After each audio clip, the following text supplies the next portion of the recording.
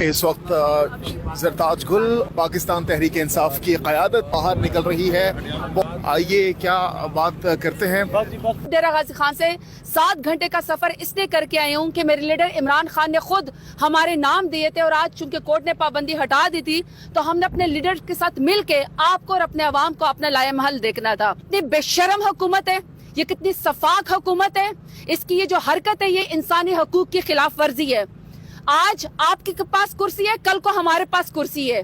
آپ یہ سمجھتے ہیں کہ یہ کرسی آپ کی پوری عمر پائیدار رہے گی، اور آپ جو ظلم اور جبر پاکستان تحریک انصاف کے خلاف کریں گے اس کا حساب نہیں ہوگا.